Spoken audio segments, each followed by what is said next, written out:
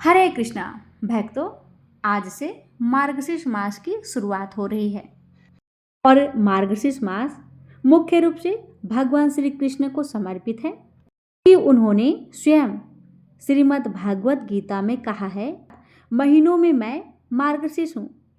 इस महीने में भगवान विष्णु और माँ लक्ष्मी जी की भी विशेष पूजा की जाती है। अगहन मास को भगवान श्री कृष्ण का प्रिय महीना माना जाता है। इस मास में उनकी विशेष आराधना और पूजा अर्चना की जाती है। कई लोग इस महीने में लड्डू गोपाल की पूजा करते हैं। अगहन मास को भगवान विष्णु की पूजा के लिए भी शुभ माना जाता है। मान्यता है कि अगहन मास में माँ लक्ष्मी पृथ्वी पर विचरण करती है, इसलिए इस दौरान उनकी पूजा करने से धन वैभव की प्राप्ति होती है। भक्तों, आज मार्गशीर्ष मास के कृष्णा पक्ष की प्रतिपदा तिथि है और दिन है गुरुवार। तो अगहन मास के प्रत्येक गुरुवार का विशेष महत्व है। तो सामान्यतः गुरुवार बृहस्पति देव और विष्णु भगवान जी को समर्पित होता है, लेकिन अगहन मास का गुरुवार विशेष रूप से महालक्ष्मी जी और श्रीहरि विष्णु दोनों की संयुक्त पूजा का दिन होता है। इसे अगहन गुरुवार या महालक्ष्मी गुरुवार कहा जाता है। जो व्यक्ति अगहन मास के गुरुवार को भगवान विष्णु और देवी लक्ष्मी की पूजा करता है, उसके घर में कभी धन्य धान्य, अन्न, सुख और शांति की कमी नहीं होती।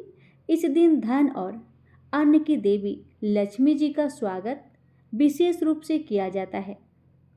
देवी को खील, बतासा, हल्दी, चावल, केसर युक्त खीर और पीले पुष्प अर्पित करने से घर में अस्थायी लक्ष्मी का वास होता है।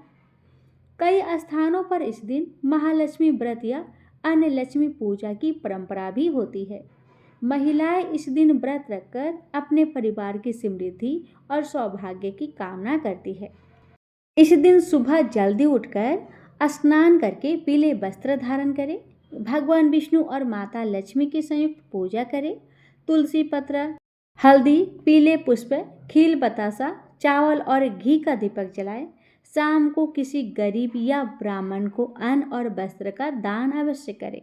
जो व्यक्ति अगहन के हर गुरुवार को व्रत और पूजा करता है, उसके घर में सदा लक्ष्मी का वास, संतान, सौभाग्य की वृद्धि और जीवन में सुख समृद्धि बनी रहती है। तो भक्तों, आज अगहन का प्रथम गुरुवार है, इसलिए आइए कथा की शुभ आरंभ करते हैं महालक्ष्मी गुरुवार व्रत कथा के साथ। तो प्रेम से बोलिए, लक्ष्मीपति विष्णु भगवान की जय, राधे कृष्ण भगवान जी की जय। ओम गणेशाय नमः। श्री अगहन बृहस्पतिवार व्रत कथा या श्री महालक्ष्मी व्रत कथा के श्रवण और पठन करने से दुख दरिद्रता दूर हो जाता है। श्री महालक्ष्मी माता की कृपा से सुख संपत्ति ऐश्वर्य प्राप्त होता है। श्री महालक्ष्मी की यह कथा है भारतवर्ष के सौराष्ट्र देश में द्वापर युग की यह कहानी है। सौराष्ट्र में उस समय भद्रश्रवा नाम के राजा रहते थे। वह बहुत पराक्रमी राजा थे। उन्हें 4 वेद, 6 शास्त्र और 18 पुराणों का ज्ञान था। उनकी रानी का नाम सूरत चंद्रिका था। रानी देखने में सुंदर व सुलक्षणा थी और पतिव्रता थी। उन दोनों को 7 पुत्र थे और उसके बाद उन्हें एक कन्या का वरदान मिला था। उन्होंने कन्या का नाम शामबाला रखा था।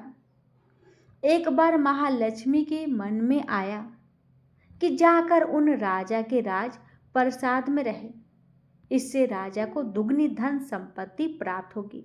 वह धन दौलत से उसकी प्रजा को और भी सुख दे पाएंगे और गरीब के घर जाने पर वह स्वार्थी होकर केवल अपने ही ऊपर खर्च करेगा।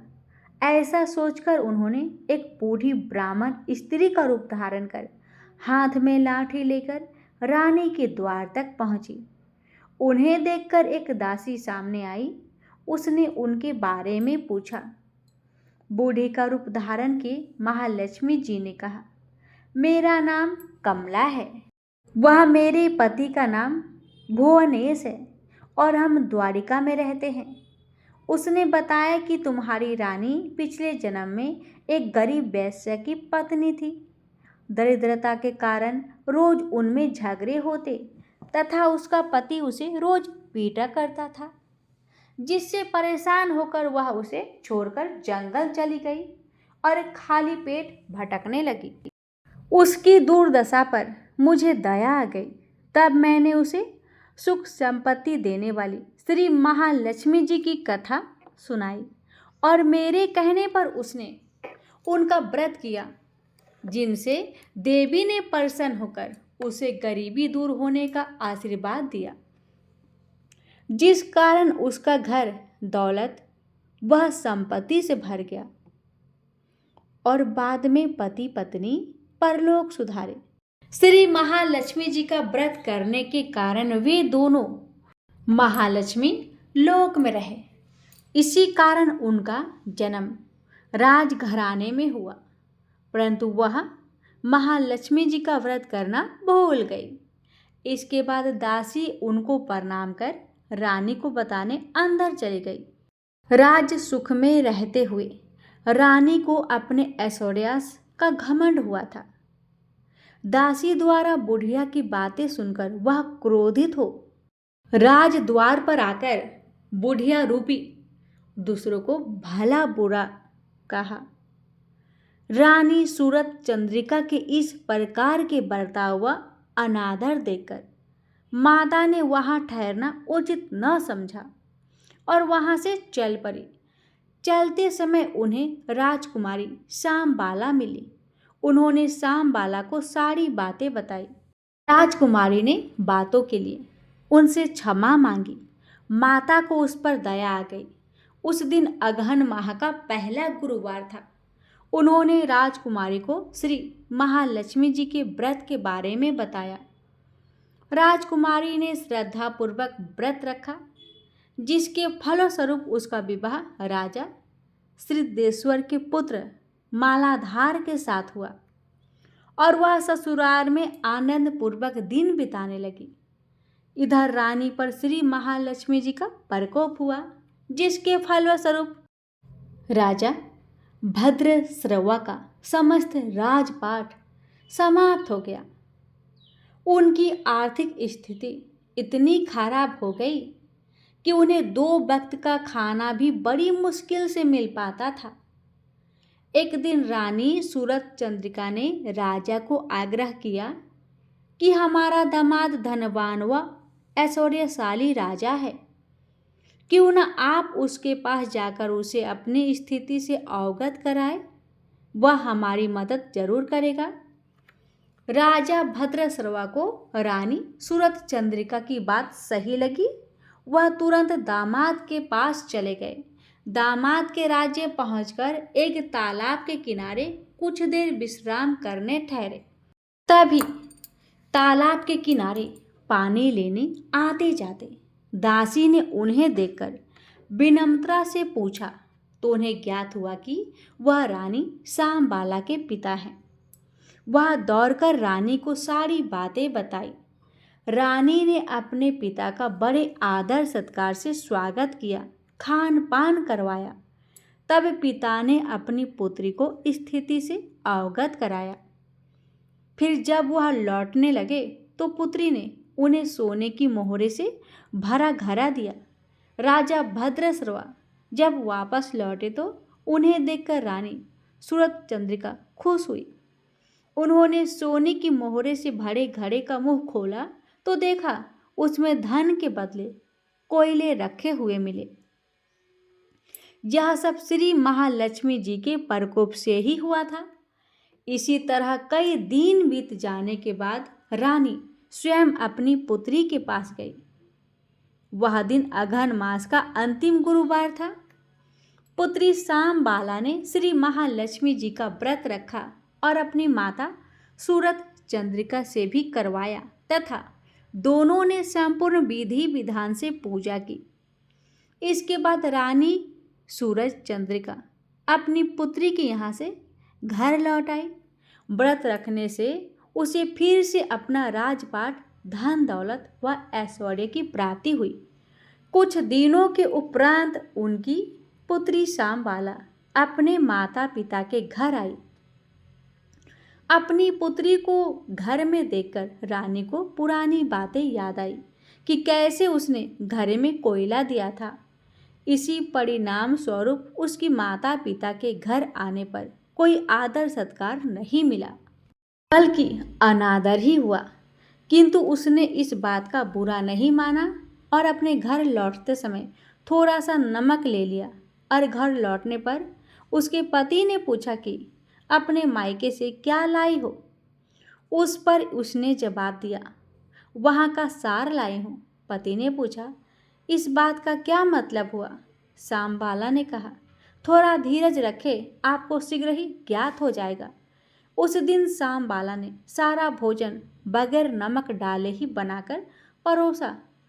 पति ने खाना चखा। सारा खाना बिना नमक का था, इसलिए स्वाद नहीं आया। फिर शांबाला ने थोड़ा सा नमक डाला, जिससे भोजन स्वादिष्ट लगने लगा। तभी शांबाला ने पति से कहा, यही है वह मायके से लाया हुआ सार। पति को उसकी बातें समझ आ गई और वह हंसी खुशी भोजन करने लगे। इस तरह से जो भी श्रद्धा भाव से श्री महालक्ष्मी जी का व्रत रखकर पूजा करे तो उस पर माता की कृपा होती है और उसे सुख संपत्ति व शांति की प्राप्ति होती है तथा सारी मनोकामनाएं पूरी होती है।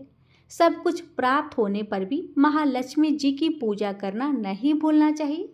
हर गुरुवार को व्रत पाठ अवश्य करना चाहिए, जिससे महालक्ष्मी जी की कृपा भक्तों पर हमेशा बनी रहे। प्रेम से बोलिए महालक्ष्मी माता की जय। अब भक्तों आइए सुनिए बृहस्पति देव की व्रत कथा। प्राचीन काल की बात है। किसी राज्य में एक बड़ा प्रतापी और दानी राजा राज्य करता था। वह हर गुरुवार को व्रत रखकर दीन दुखियों की मदद करके पुण्य प्राप्त करता था। परंतु ये बात उसकी रानी को अच्छी नहीं लगती थी। वह न तो व्रत करती थी और न ही दान पुण्य में विश्वास रखती थी। इतना ही नहीं, वह राजा को भी ऐसा करने से मना करती थी। एक समय की बात है। राजा शिकार खेलने के लिए वन में गए। घर पर रानी और दासी थी। उसी समय गुरु बृहस्पति देव साधु का रूप धारण कर राजा के दरवाजे पर भिक्षा मांगने आए। साधु ने जब रानी से भिक्षा मांगी तो वह कहने लगी, हे साधु महाराज, मैं इस दान और पुण्य से तंग आ गई हूँ। आप कोई ऐसा उपाय बताएं जिससे कि सारा धन नष्ट हो जाए और मैं आराम से रह सकूं। इतना सुनकर बृहस्पति देव ने कहा, हे देवी, तुम बड़ी विचित्र हो। संतान और धन से कोई दुखी होता है? अगर अधिक धन है तो उसे शुभ कार्यों में लगाओ, कुंवारी कन्याओं का विवाह कराओ, विद्यालय और बाग बगीचे का निर्माण कराओ, जिससे तुम्हारे दोनों लोग सुधरे। परंतु साधु की इन बातों से रानी को खुशी नहीं हुई। उसने कहा कि मुझे ऐसे धन की आवश्यकता नहीं है जिसे मैं दान दूं और जिसे संभालने में मेरा सारा समय नष्ट हो जाए। तब साधु ने कहा, अगर तुम्हारी ऐसी इच्छा है तो मैं जैसा तुम्हें बताता हूँ तुम वैसा ही करना। गुरुवार के दिन तुम घर को गोबर से लिपना, अपने बालों को पीली मिट्टी से धोना, राजा से हजामत बनाने को कहना, भोजन में मांस मदिरा का प्रयोग करना, कपड़े धोबी के यहाँ धुलने देना। इस प्रकार 7 बृहस्पतिवार करने से तुम्हारा समस्त धन नष्ट हो जाएगा। इतना कहकर साधु के रूप में बृहस्पति देव अंतर्ध्यान हो गए। साधु के अनुसार कई बातों को पूरा करते हुए रानी को केवल 3 बृहस्पति बार ही बीते थे कि उसकी समस्त धन संपत्ति नष्ट हो गई। भोजन के लिए राजा का परिवार तरसने लगा। तब एक दिन राजा ने रानी से बोला कि हे रानी, तुम यहीं रहो, मैं दूसरे देश को जाता हूँ, क्योंकि यहाँ पर सभी लोग मुझे जानते हैं, इसलिए मैं कोई छोटा कार्य नहीं कर सकता। ऐसा कहकर राजा दूसरे देश चला गया। वहाँ वह जंगल से लकड़ी काट कर लाता और शहर में बेचता।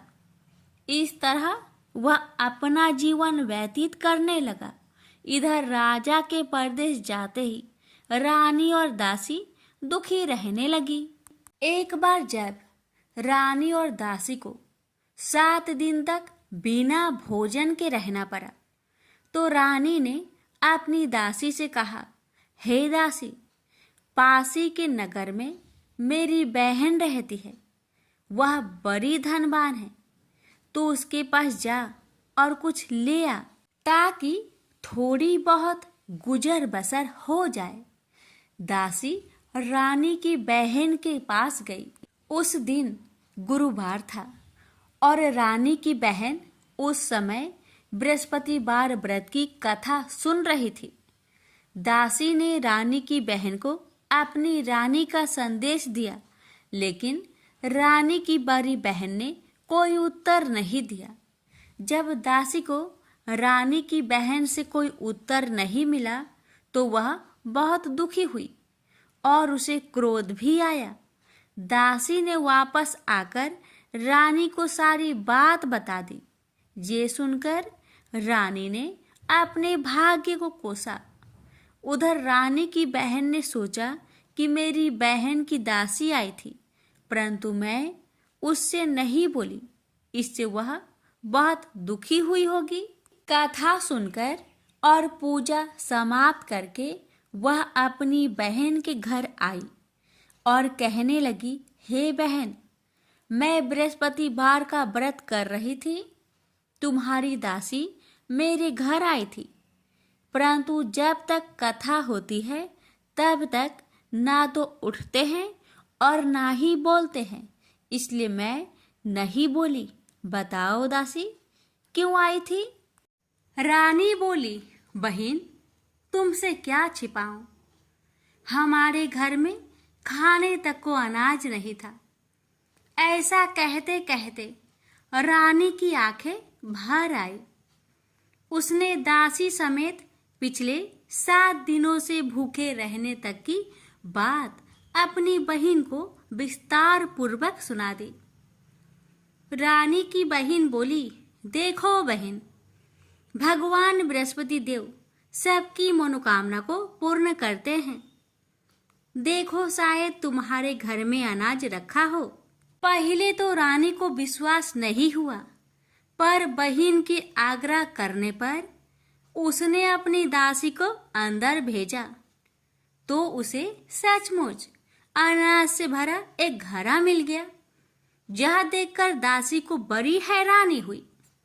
दासी रानी से कहने लगी, हे रानी, जब हमको भोजन नहीं मिलता तो हम व्रत ही तो करते हैं, इसलिए क्यों न इनसे व्रत और कथा की विधि पूछ ली जाए, ताकि हम भी व्रत कर सके। तब रानी ने अपनी बहन से बृहस्पतिवार व्रत के बारे में पूछा। उसकी बहन ने बताया, बृहस्पतिवार के व्रत में चने की दाल और मुनक्का से विष्णु भगवान का केले के जड़ में पूजन करे तथा दीपक जलाए, व्रत कथा सुने और पीला भोजन ही करे। इससे बृहस्पति देव प्रसन्न होते हैं। व्रत और पूजन विधि बताकर रानी की बहन अपने घर लौट आई। 7 दिन के बाद जब गुरुवार आया तो रानी और दासी ने व्रत रखा।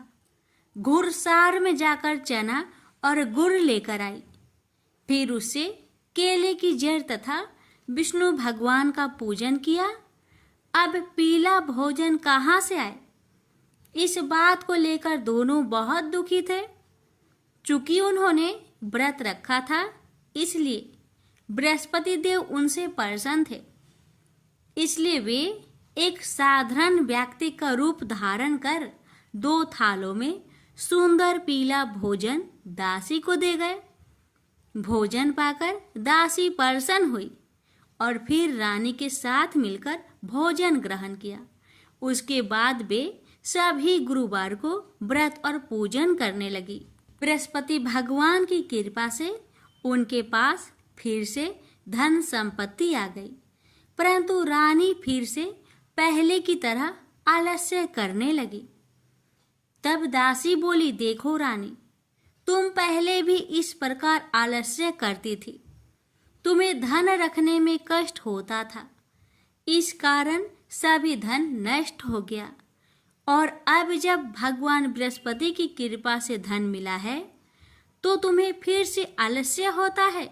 रानी को समझाते हुए दासी कहती है कि बड़ी मुसीबतों के बाद हमने यह धन पाया है, इसलिए हमें दान पुण्य करना चाहिए, भूखे मनुष्य को भोजन कराना चाहिए और धन को शुभ कार्य में खर्च करना चाहिए, जिससे तुम्हारे कुल का यश बढ़ेगा, स्वर्ग की प्राप्ति होगी और पितृ प्रसन्न होंगे।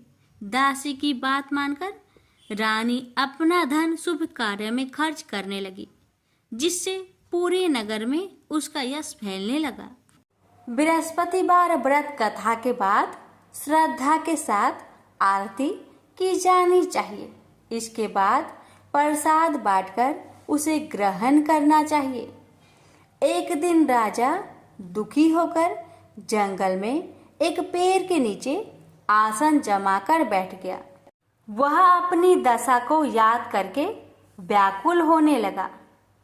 बृहस्पतिवार का दिन था। एकाएक उसने देखा कि निर्जन वन में एक साधु प्रकट हुए। वह साधु भेष में स्वयं बृहस्पति देवता थे।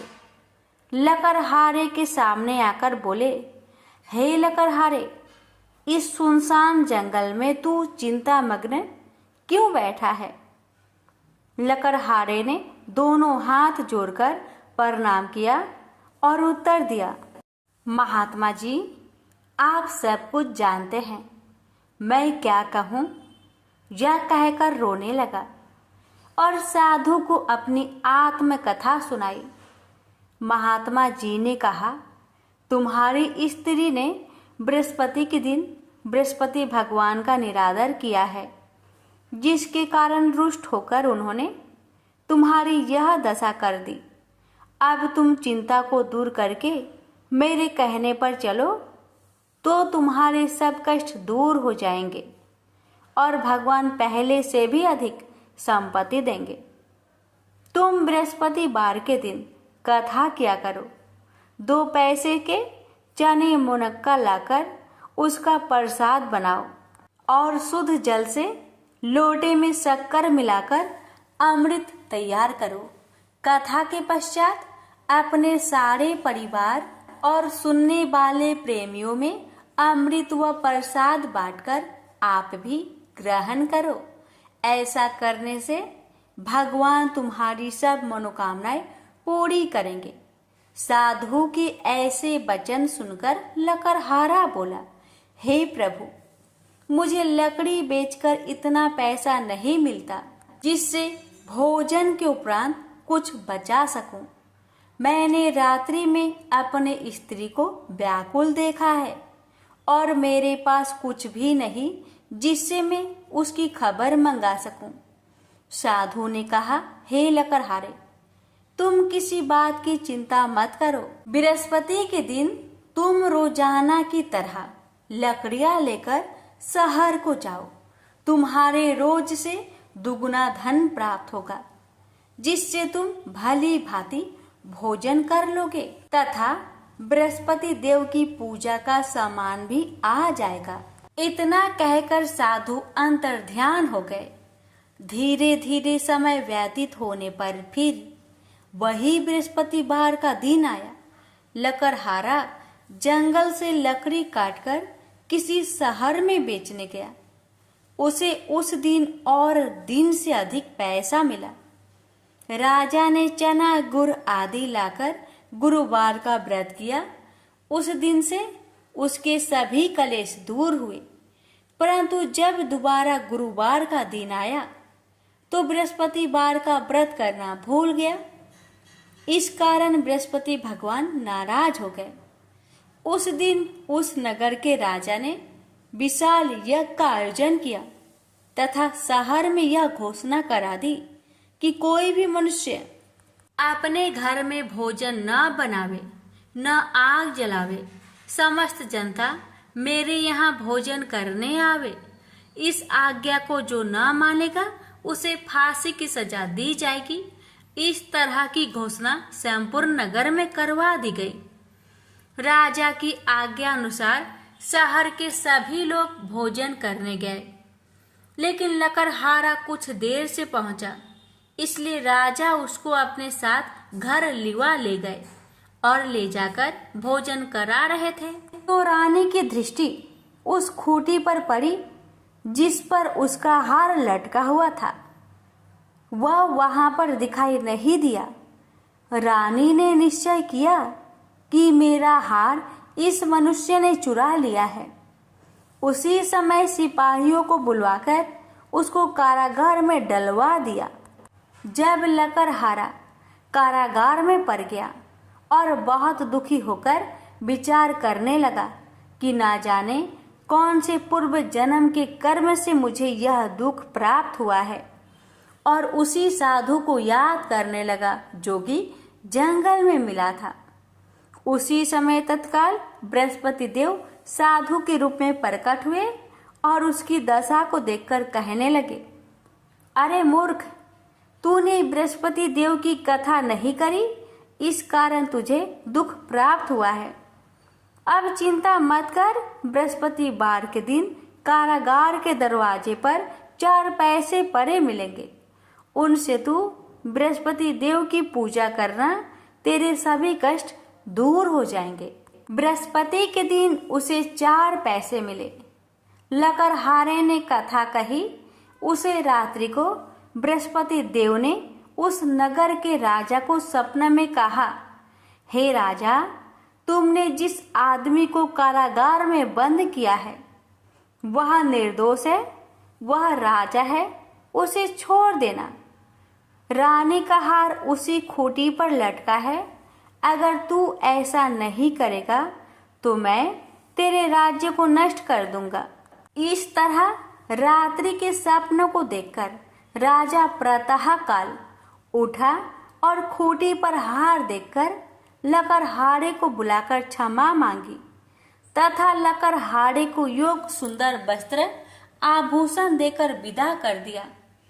बृहस्पति देव की आज्ञा अनुसार लकड़हारा अपने नगर को चल दिया।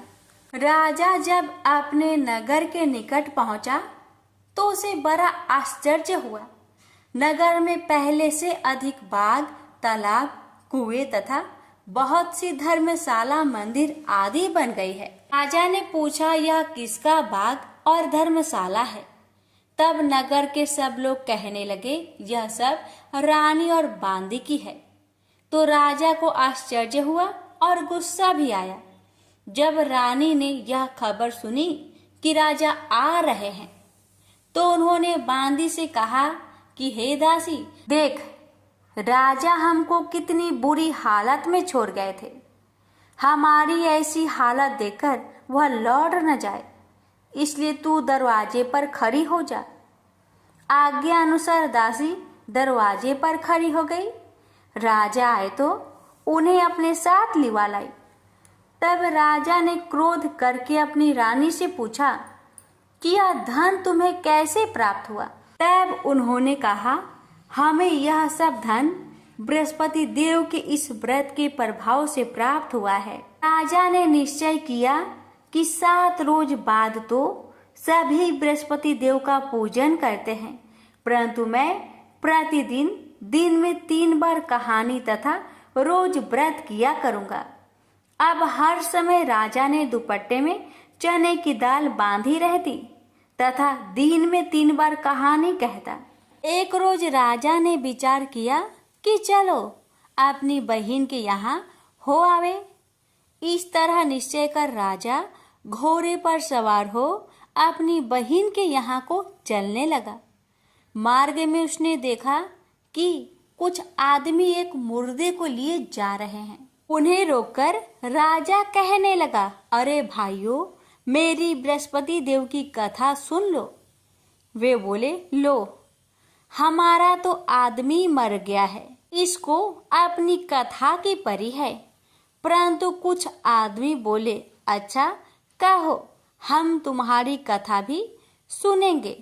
राजा ने दाल निकाली और जब कथा आधी हुई थी कि मुर्दा हिलने लग गया और जब कथा समाप्त हो गई तो राम राम करके मनुष्य उठकर खड़ा हो गया। आगे मार्ग में उसे एक किसान खेत में हल चलाता मिला।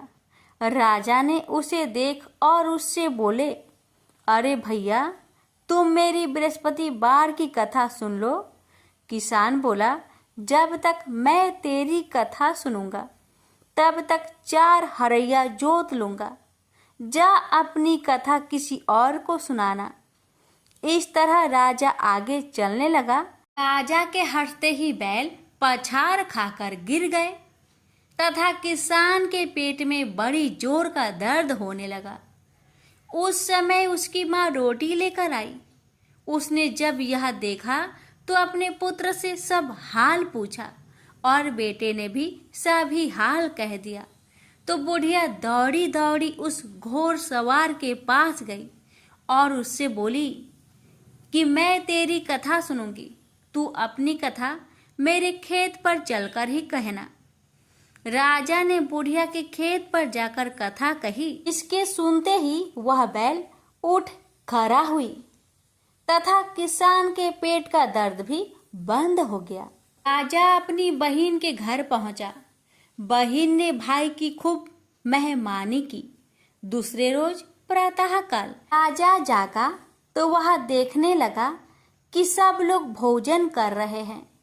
राजा ने अपनी बहन से कहा, ऐसा कोई मनुष्य है जिसने भोजन नहीं किया हो? मेरी बृहस्पतिवार की कथा सुन ले। बहन बोली, हे भैया, यह देश ऐसा ही है कि पहले यहाँ लोग भोजन करते हैं, बाद में अन्य काम करते हैं। अगर कोई पड़ोस में हो तो देख आऊं। वह ऐसा कहकर देखने चली गई, परंतु उसे कोई ऐसा व्यक्ति नहीं मिला जिसने भोजन न किया हो। अतः वह एक कुम्हार के घर गई जिसका लड़का बीमार था। उसे मालूम हुआ कि उनके यहाँ 3 रोज से किसी ने भोजन नहीं किया है। रानी ने अपने भाई की कथा सुनने के लिए कुम्हार से कहा। वह तैयार हो गया। राजा ने जाकर बृहस्पतिवार की कथा कही, जिसको सुनकर उसका लड़का ठीक हो गया। अब तो राजा की प्रशंसा होने लगी। एक रोज राजा ने अपनी बहन से कहा कि हे बहन, हम अपने घर को जाएंगे, तुम भी तैयार हो जाओ। राजा की बहन ने अपनी सास से कहा। सास ने कहा, हाँ चली जा, परंतु अपने लड़कों को मत ले जाना, क्योंकि तेरे भाई के कोई औलाद नहीं है। बहन ने अपने भैया से कहा, हे भैया, मैं तो चलूंगी पर कोई बालक नहीं जाएगा। राजा बोला, जब कोई बालक नहीं चलेगा तब तुम ही क्या करोगी? बड़े दुखी मन से राजा अपने नगर को लौट आया। राजा ने अपनी रानी से कहा, हम निरवंशी है, हमारा मुंह देखने का धर्म नहीं है और कुछ भोजन आदि नहीं किया। रानी बोली, हे प्रभु, बृहस्पति देव ने हमें सब कुछ दिया है, वह हमें औलाद अवश्य देंगे।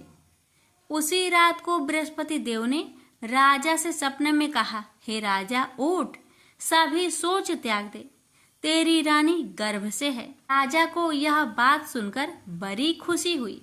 9वें महीने में उसके गर्भ से एक सुंदर पुत्र पैदा हुआ। तब राजा बोला, हे रानी, स्त्री बिना भोजन के रह सकती है, पर बिना कहे नहीं रह सकती। जब मेरी बहन आवे तुम उससे कुछ मत कहना। रानी ने सुनकर हाँ कर दिया। जब राजा की बहन ने यह शुभ समाचार सुना तो वह बहुत खुश हुई तथा बधाई लेकर अपने भाई के यहाँ आई।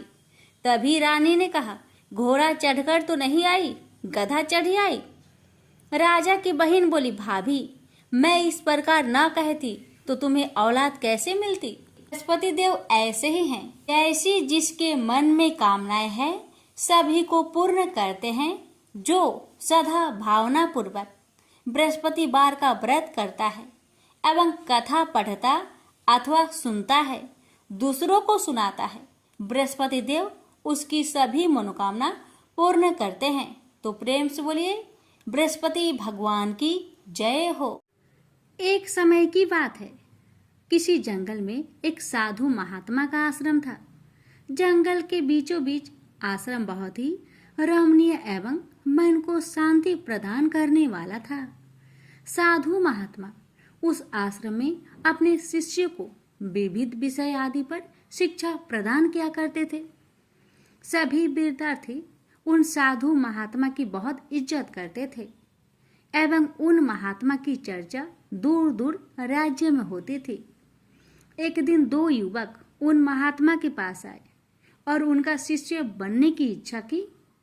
युक्त अच्छे कुल और परिवार से थे और वह दोनों भी उन महात्मा की चर्चा सुनकर उनसे शिक्षा प्राप्त करने हेतु आश्रम पहुंचे थे। महात्मा ने सोचा कि इन्हें शिष्य के रूप में स्वीकार करने से पहले इनकी छोटी सी कसौटी की जाए, यानी परीक्षा ली जाए। और उन्होंने उन दोनों से आश्रम की एक कमरे में रखे 2 मिट्टी की कबूतर को लाने को कहा। दोनों कबूतर बहुत ही सुंदर थे तथा उन पर विशिष्ट प्रकार की कलाकृति की गई थी, जिससे वे बेहद चमक रहे थे। महात्मा ने एक एक कबूतर दोनों युवकों के हाथ में दिए और उनसे कहा कि आपको आपके हाथ में दी हुई कबूतर की गर्दन तोड़नी है। युवकों को लगा यह तो बहुत ही सरल काम है और इससे क्या शिक्षा हासिल होगी और इससे गुरुजी क्या कसौटी करेंगे। किंतु गुरुजी ने उनके सामने एक शर्त रखी। महात्मा ने कहा कि आपको इन कबूतरों की गर्दन तभी तोड़नी है जब आपको कोई देख ना रहा हो। स्मरण रहे, यदि आपको इनकी गर्दन तोड़ते हुए किसी ने देख लिया तो आप परीक्षा में निष्फल हो जाओगे। जैसे ही आप गर्दन तोड़ लो मेरे पास चले आना। दोनों युवकों को लगा यह तो बहुत ही सीधा साधा और सरल काम है और दोनों आश्रम से बाहर की ओर चल पड़े। एक युवक आश्रम से थोड़ी दूर गया और उसने देखा कि जहाँ कोई देख ही नहीं रहा, दूर दूर तक कोई दिखाई नहीं दे रहा है, तो मैं गर्दन तोड़ देता हूँ और गुरुजी से जाकर यह बात तुरंत कहता हूँ। दूसरा युवक हाथ में उस कबूतर की कलाकृति को लिए दूर जंगल में चला गया। जब वह एक घने जंगल में पहुंच गया तो एक पेड़ के नीचे वह बैठा और कबूतर की गर्दन तोड़ने का फैसला लिया। किंतु जैसे ही वह गर्दन तोड़ने वाला था, उसकी नज़र उस पेड़ पर बैठी एक पंछी पर पड़ी। तो उसने सोचा कि अगर मैं यहाँ गर्दन तोड़ दूंगा तो यह पंछी मुझे देख रहा है, मुझे कोई और तरीका अपनाना होगा। कुछ विचार करने के बाद वह युवक पास की झाड़ियों में जाकर छुप गया। उसे लगा इन झाड़ियों में मुझे कोई नहीं देखेगा और मैं गुरु जी का दिया हुआ काम पूरा कर पाऊंगा। किंतु उसने देखा कि झाड़ियों में छोटे छोटे कीट पतंगे और मक्खियाँ थी, तो वह भी उसे देख रही थी। यह सोचकर वह झाड़ियों में भी कबूतर की गर्दन नहीं तोड़ पाया। कुछ समय विचार करने के पश्चात उसे एक उपाय सूझा। उसने एक गड्ढा खोदा और उस गड्ढे में बैठ गया। अब उसे लगा कि मुझे कोई नहीं देख रहा है, तो उसने उस कबूतर की कलाकृति की गर्दन तोड़ने का फैसला किया। किंतु उसे एक विचार आया कि अगर मैं इस कलाकृति की गर्दन तोड़ दूंगा तो इस कलाकृति में जो आंखें बनी हैं वह मुझे देख रही है। और यही सोचकर उसने उस कलाकृति पर एक कपड़ा डाल दिया और जैसे ही वह उसकी गर्दन तोड़ने को हुआ, उसे ख्याल आया कि मेरी आंखें तो मुझे देख रही है इस कबूतर की गर्दन तोड़ते हुए। तो उसने अपनी आंखें बंद कर ली। अब युवक को ना ही कलाकृति की आंखें दिख रही थी और ना उसकी खुद की आंखें, और वह जैसे ही गर्दन तोड़ने को हुआ, मानो उसके अंदर से आवाज उठी, अरे मैं तो देख रहा हूँ। और वह आवाज उसके हृदय की थी कि मैं तो देख रहा हूँ। अब वह युवक पूर्णतया समझ गया कि गुरु जी की कसौटी किस शिक्षा की तरफ इशारा कर रही है।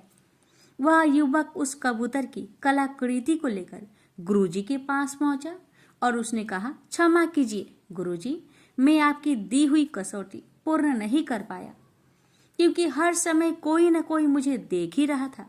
अंत में मुझे आभास हुआ कि अगर बाहरी दुनिया मुझे नहीं देख रही है तो भीतर बैठी मेरी आत्मा, मेरी अंतरात्मा मुझे हमेशा देख रही है। इसी कारणवश गुरुजी, मैं आपकी कसौटी पूरी नहीं कर पाया। इस बात के लिए मैं आपसे क्षमा प्रार्थी हूँ। गुरुजी ने कहा, हे नवयुवक, तुम इस कसौटी में असफल नहीं किंतु पूर्णतया सफल हुए हो, और यही शिक्षा इस कसौटी के माध्यम से मैं आप दोनों को देना चाहता था। हर एक मनुष्य को यह स्मरण रखना चाहिए कि हमारी हर एक क्रिया और कर्म पर परमात्मा की नजर है। कोई भी कार्य उस अपार शक्ति से छुपा हुआ नहीं है। इसलिए कोई भी कार्य अगर इस बात को ध्यान में रखकर किया जाएगा तो अनुचित कार्य करने से पहले हमारे कदम स्वयं रुक जाएंगे। प्रेम से बोलिए राधे राधे। सच्चिदानंद स्वरूप भगवान श्री कृष्ण को हम नमस्कार करते हैं, जो जगत की उत्पत्ति, स्थिति और विनाश के हेतु तथा आध्यात्मिक, आधि दैविक और आधि भौतिक तीनों प्रकार के तापों का नाश करने वाले हैं। जिस समय श्री सुखदेव जी का यज्ञोपवीत संस्कार भी नहीं हुआ था तथा लौकिक वैदिक कर्मों के अनुष्ठान का अवसर भी नहीं आया था, तभी उन्हें अकेले ही संन्यास लेने के लिए घर से जाते देखकर उनके पिता व्यास जी विरह से कतार होकर पुकारने लगे, बेटा, हे बेटा, तुम कहाँ जा रहे हो? उस समय वृक्षों ने तन्मय होने के कारण श्री सुखदेव जी की ओर से उत्तर दिया, ऐसे सर्वभूत हृदय स्वरूप श्री सुखदेव मुनि को मैं नमस्कार करता हूँ। एक बार भागवत कथा मृतिका रसवादन करने में कुशल मुनिवर शौनक जी ने नैमिषारण्य क्षेत्र में विराजमान महामती सूत जी को नमस्कार करके उनसे पूछा। शौनक जी बोले, सूत जी, आपका ज्ञान अज्ञान अंधकार को नष्ट करने के लिए करोड़ों सूर्य के समान है। आप हमारे कानों के लिए रसायन अमृत स्वरूप सार गर्भित कथा कही। भक्ति, ज्ञान और वैराग्य से प्राप्त होने वाले महान विवेक की वृद्धि किस प्रकार होती है तथा वैष्णव लोग किस प्रकार इस माया मोह से अपना पीछा छुड़ाते हैं। इस घोर कली काल में जीव प्राय असुरी स्वभाव के हो गए हैं। विविध कलेशों से आक्रांत इन जीवों को शुद्ध देवी शक्ति संपन्न बनाने का सर्वश्रेष्ठ उपाय क्या है? सूत जी, आप हमें कोई ऐसा शाश्वत साधन बताइए जो सबसे अधिक कल्याणकारी तथा पवित्र करने वालों में भी पवित्र हो तथा जो भगवान श्री कृष्ण की प्राप्ति करा दे। चिंतामणि केवल लौकिक सुख दे सकती है और कल्प वृक्ष अधिक से अधिक स्वर्गीय संपत्ति दे सकता है, परंतु गुरुदेव संपन्न होकर भगवान का योगी दुर्लभ नित्य बैकुंठ धाम दे देते हैं। सूत जी ने कहा, शौनक जी, तुम्हारे हृदय में भगवान का प्रेम है, इसलिए मैं विचार कर तुम्हें संपूर्ण सिद्धांतों का निष्कर्ष सुनाता हूं, जो जन्म मृत्यु के भय का नाश कर देता है, जो भक्ति के प्रवाहों को बढ़ाता है और भगवान श्री कृष्ण की प्रसन्नता का प्रधान कारण है। मैं तुम्हें वह साधन बताता हूं, उसे सावधान होकर सुनो। श्री सुखदेव जी ने कलयुग में जीवों के काल रूपी सर्प के मुख का ग्रास होने के त्रास का आध्यात्मिक नाश करने के लिए श्रीमद् भागवत शास्त्र का प्रवचन किया है। मन की शुद्धि के लिए इससे बढ़कर कोई साधन नहीं है। जब मनुष्य के जन्म जन्मांतर का पुण्य उदय होता है, तभी उसे इस भागवत शास्त्र की प्राप्ति होती है। जब सुखदेव जी राजा परीक्षित को यह कथा सुनाने के लिए सभा में विराजमान हुए, तब देवता लोग उसके पास अमृत का कलश लेकर आए।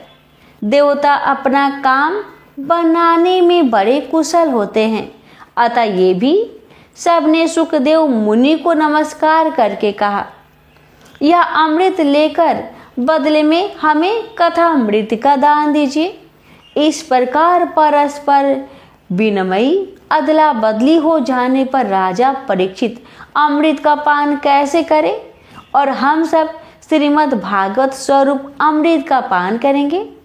इस संसार में कहाँ कांच और कहाँ महामूल्य मणि तथा कहाँ सुधा और कहाँ कथा। श्री सुखदेव जी ने यह सोचकर उस समय देवताओं की हंसी उड़ा दी। उन्हें भक्ति शून्य कथा का अनधिकारी जानकर कथा अमृत का दान नहीं किया। इस प्रकार यह श्रीमद् भागवत की कथा देवताओं को भी दुर्लभ है। पूर्व काल में श्रीमद् भागवत के श्रवण से ही राजा परीक्षित मुक्ति देखकर ब्रह्मा जी को भी बड़ा आश्चर्य हुआ था। उन्होंने सत्य लोक में तराजू बांधकर सब साधनों को तौला। अन्य सभी साधन तौल में हल्के पड़ गए। अपने महत्व के कारण भागवत ही सबसे भारी रहा। यह देखकर सभी ऋषियों को बड़ा विस्मय हुआ। उन्होंने कलयुग में इस भागवत रूप भागवत शास्त्र को ही पढ़ने सुनने से तत्काल मोक्ष देने वाला निश्चय किया। सप्ताह विधि से श्रवण करने पर यह निश्चय भक्ति प्रदान करता है। पूर्व काल में इसे दयापरायण सनकादि ने देवऋषि नारद को सुनाया था। यद्यपि देवऋषि ने पहले ब्रह्मा जी के मुख से इसे श्रवण कर लिया था, तथापि सप्ताह श्रवण की विधि तो उन्हें सनकादि ने ही बताई थी। शौनक जी पूछा, सांसारिक परपंच से मुक्त एवं विचरणशील नारद जी का सनकादिक के साथ संयोग कहाँ हुआ और विधि विधान के श्रवण में उनकी प्रीति कैसे हुई? सूत जी ने कहा, अब मैं तुम्हें यह भक्ति पूर्वक कथानक सुनाता हूँ जो श्री सुखदेव जी ने मुझे अपना अनन्य शिष्य जानकर एकांत में सुनाया था। एक दिन विशालापुरी में वे चारों निर्मल ऋषि सत्संग के लिए आए। वहां उन्होंने नारद जी को देखा। सनकादिक ने पूछा, ब्राह्मण, आपका मुख उदास क्यों हो रहा है? आप चिंतातुर कैसे हैं? इतनी जल्दी आप कहाँ जा रहे हैं और आपका आगमन कहाँ से हो रहा है? इस समय तो आप उस पुरुष के समान व्याकुल जान पड़ते हैं जिसका सारा धन लूट गया हो। आप जैसे आसक्ति रहित पुरुषों के लिए यह उचित नहीं है। इसका कारण बताइए। नारद जी ने कहा, मैं सर्वोत्तम लोक समझकर पृथ्वी में आया था, जहाँ पुष्कर, प्रयाग, काशी, गोदावरी, नासिक, हरिद्वार, कुरुक्षेत्र, श्रीरंग और सेतुबंध आदि कई तीर्थों में इधर उधर विचरता रहा, किंतु मुझे कहीं भी मन को संतोष देने वाली शांति नहीं मिली। इस समय अधर्म के सहायक कली युग ने सारी पृथ्वी को पीड़ित कर रखा है। अब यहाँ सत्य, तप, शौच, बाहर भीतर की पवित्रता, दया, दान आदि कुछ भी नहीं है। बेचारे जीव केवल अपना पेट पालने में लगे हुए हैं। वे असत्य भाषी, आलसी, मंद बुद्धि, भाग्यहीन, उपद्रवग्रस्त हो गए हैं। वे साधु संत कहे जाते हैं, वे पूरे पाखंडी हो गए हैं। देखने में तो वे विरक्त है, किंतु स्त्री धन आदि सभी का परिग्रह करते हैं। घरों में स्त्रियों का राज्य है, साले सलाहकार बने हुए हैं। लोभ से लोग कन्या बिक्री करते हैं और स्त्री पुरुषों में कलह मचा रहता है। महात्माओं के आश्रम, तीर्थ और नदियों पर यवनों, विधर्मियों का अधिकार हो गया है। उन दुष्टों ने बहुत से देवालय भी नष्ट कर दिए। इस समय यहाँ न कोई योगी है, न सिद्ध है, न ज्ञानी है और न सत्कर्म करने वाला ही है। सारे साधन इस समय कली रूप दवा नल से जलकर भस्म हो गए हैं। इस कलयुग में सभी देववासी बाजारों में अन्न बेचने लगे हैं। ब्राह्मण लोग पैसा लेकर वेद पढ़ाते हैं और स्त्रियां वैश्या वृत्ति से निर्वाह करने लगी है। इस कलयुग के दोष देखता और पृथ्वी पर विचरता हुआ मैं यमुना जी के तट पर पहुंचा, जहां भगवान श्री कृष्ण की अनेकों लीलाएं हो चुकी हैं। मुनिवर सुनिए, वहां मैंने एक बड़ा आश्चर्य देखा। वहां एक युवती स्त्री खिन्न मन से बैठी थी। उसके पास दो वृद्ध पुरुष अचेत अवस्था में पड़े जोर जोर से सांस ले रहे थे। वह तरुणी उनकी सेवा करती हुई कभी उन्हें चेत कराने का प्रयत्न करती और कभी उनके आगे रोने लगती थी। वह अपने शरीर के रक्षक परमात्मा को दसों दिशाओं में देख रही थी। उसके चारों ओर सैकड़ों स्त्रियां उसे पंखा झल रही थी और बार बार समझाती जाती थी। दूर से यह सब चरित्र देखकर मैं कौतूहलवश उसके पास चला गया। मुझे देखकर वह युवती खड़ी हो गई और बड़े व्याकुल होकर कहने लगी। युवती ने कहा, अजी महात्मा जी, क्षण भर ठहर जाइए और मेरी चिंता को भी नष्ट कर दीजिए। आपका दर्शन तो संसार के सभी पापों को सर्वथा नष्ट कर देने वाला है। आपके वचनों से मेरे दुखों की भी बहुत कुछ शांति हो जाएगी। मनुष्य का जब बड़ा भाग्य होता है तभी आपके दर्शन हुआ करते हैं। नारद जी कहते हैं, तब मैंने उस स्त्री से पूछा, हे देवी, तुम कौन हो? ये दोनों पुरुष तुम्हारे क्या होते हैं और तुम्हारे पास ये कमल नयनी देवियाँ कौन है? तुम हमें विस्तार से अपने दुख का कारण बताओ। युवती ने कहा, मेरा नाम भक्ति है। ये ज्ञान और वैराग्य नामक मेरे पुत्र है। समय के फेर से ही ये ऐसे जर्जर हो गए हैं। ये देवियाँ गंगा जी आदि नदियाँ हैं। ये सब मेरी सेवा करने के लिए ही आई हैं। इस प्रकार साक्षात देवियों के द्वारा सेवित होने पर भी मुझे सुख शांति नहीं है। तपोधन, अब ध्यान देकर मेरा वृत्तांत सुनिए। मेरी कथा वैसे तो प्रसिद्ध है, फिर भी उसे सुनकर आप मुझे शांति प्रदान करें। मैं द्रविड़ देश में उत्पन्न हुई, कर्नाटक में बढ़ी, कहीं कहीं महाराष्ट्र में सम्मानित हुई, किंतु गुजरात में मुझको बुढ़ापे ने आ घेरा। वहां घोर कलयुग के प्रभाव से पाखंडियों ने मुझे अंग भंग कर दिया। चिरकाल तक यह अवस्था होने के कारण मैं अपने पुत्र के साथ दुर्बल और निस्तेज हो गई। अब जब से मैं वृंदावन आई तब से पुनः परम सुंदरी रूपवती नवयुवती हो गई हूँ। किंतु सामने पड़े हुए ये दोनों मेरे पुत्र थके मांदे दुखी हो रहे हैं। अब मैं यह स्थान छोड़कर अन्यत्र जाना चाहती हूँ। ये दोनों बूढ़े हो गए हैं, इसी दुख से मैं दुखी हूँ।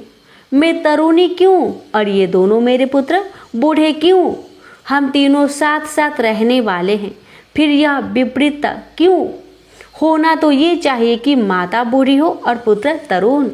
इसी से मैं हैरान हूँ और अपनी इस दशा पर शोक करती रहती हूँ। आप परम बुद्धिमान एवं योग निधि है, इसका क्या कारण हो सकता है बताइए। नारद जी ने कहा, साध्वी, मैं अपनी हृदय में ज्ञान दृष्टि से तुम्हारे संपूर्ण दुख का कारण देखता हूँ। तुम्हें विषाद नहीं करना चाहिए, श्री हरि तुम्हारा कल्याण करेंगे। सूत जी कहते हैं, मुनिवर, नारद जी ने एक क्षण में ही उसका कारण जानकर कहा, देवी सावधान होकर सुनो, यह दारुण कलयुग है। इसी से इस समय सदाचार, युग मार्ग और तप आदि सभी लुप्त हो गए हैं। लोग सठता और दुष्कर्म में लगकर अघासुर बन रहे हैं। संसार में जहाँ देखो वही सत्पुरुष दुख से मलान है और दुष्ट सुखी हो रहे हैं। इस समय जिस बुद्धिमान पुरुष का धैर्य बना रहे वही बड़ा ज्ञानी या पंडित है। पृथ्वी क्रमशः प्रति वर्ष शेष जी के लिए भार रूप होती जा रही है। अब यह छूने योग तो क्या देखने योग भी नहीं रह गई है और न इसमें कहीं मंगल ही दिखाई देता है। अब किसी को पुत्र के साथ तुम्हारा दर्शन भी नहीं होता। विषय अनुराग के कारण अंधे बने हुए जीवों से उपेक्षित होकर तुम जर्जर हो रही थी। वृंदावन के संयोग से तुम फिर नवीन तरुणी हो गई हो। अतः यह वृंदावन धाम धन्य है, जहाँ भक्ति सर्वत्र नित्य कर रही है। परंतु तुम्हारे इन दोनों पुत्रों का यहाँ कोई ग्राहक नहीं है, इसलिए इनका बुढ़ापा नहीं छूट रहा है। यहाँ इनको कुछ आत्मा सुख, भगवत स्पर्श जनित आनंद की प्राप्ति होने के कारण ये सोते से जान पड़ते हैं। भक्ति ने कहा, राजा परीक्षित ने इस पापी कलयुग को क्यों रहने दिया? इसके आते ही सब वस्तुओं का सार न जाने कहाँ चला गया। करुणामयी श्री हरि से भी यह अधर्म कैसे देखा जाता है? मुने, मेरा यह संदेह दूर कीजिए। आपके वचनों से मुझे बड़ी शांति मिली है। नारद जी ने कहा, बाले, यदि तुमने पूछा है तो प्रेम से सुनो। कल्याणी, मैं तुम्हें सब बताऊंगा और तुम्हारा दुख दूर हो जाएगा। जिस दिन भगवान श्री कृष्ण इस भूलोक को छोड़कर अपने परम धाम को पधारे, उसी दिन से यहाँ संपूर्ण साधनों में बाधा डालने वाला कलयुग आ गया। दिग्विजय के समय राजा परीक्षित की दृष्टि पड़ने पर कलयुग दिन के समान उनकी शरण में आया।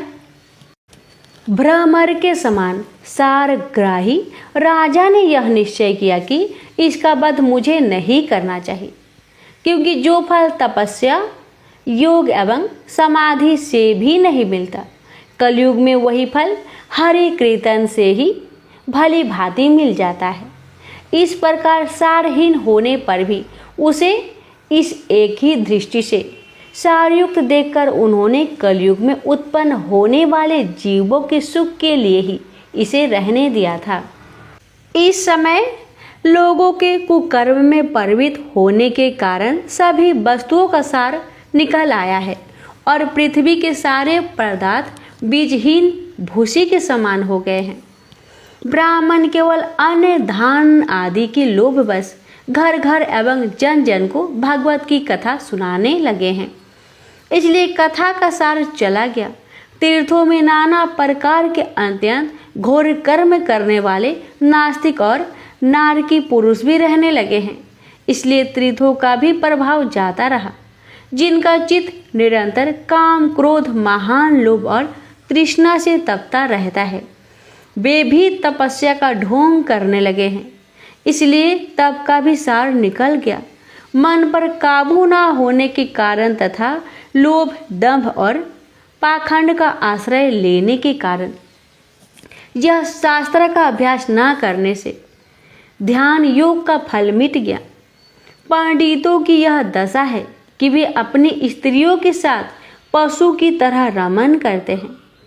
उनमें संतान पैदा करने की ही कुशलता पाई जाती है। मुक्ति साधन में वे सर्वथा अकुशल है। संप्रदाय अनुसार प्राप्त हुई वैष्णवता भी कहीं देखने में नहीं आती। इस प्रकार जगह जगह सभी वस्तुओं का सार लुप्त हो गया है। यह तो इस युग का स्वभाव ही है, इसमें किसी का दोष नहीं है। इसी से पुंडरीकाक्ष भगवान बहुत समय रहते हुए भी ये सब सह रहे हैं। सूत जी कहते हैं, शौनक जी, इस प्रकार देव ऋषि नारद के वचन सुनकर भक्ति को बड़ा आश्चर्य हुआ। फिर उसने जो कुछ कहा उसे सुनिए। भक्ति ने कहा, हे देव ऋषि, आप धन्य है। मेरा बड़ा सौभाग्य था जो आपका समागम हुआ। संसार में साधुओं का दर्शन ही समस्त सिद्धियों का परम कारण है। आपका केवल एक बार का उपदेश धारण करके साधु कुमार प्रहलाद ने माया पर विजय प्राप्त कर ली थी। ध्रुव ने भी आपकी कृपा से ही ध्रुव पद प्राप्त किया था। आप सर्व मंगलमयी और साक्षात श्री ब्रह्मा जी के पुत्र हैं। मैं आपको नमस्कार करती हूँ। इस प्रकार श्रीमद् भागवत महापुराण के महात्म्य का प्रथम अध्याय पूर्ण हुआ। इस अध्याय में हमने भागवत की महिमा, उसके प्रभाव और महत्व का वर्णन सुना।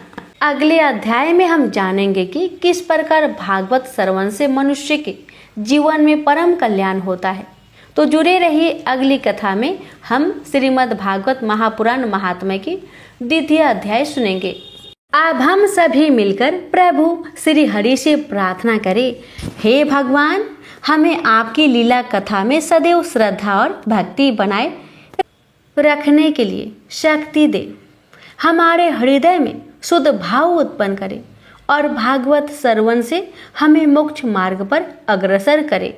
भक्तों, अब आज की कथा को यही विराम देते हैं। भगवान श्री हरि की कृपा सब पर बनी रहे।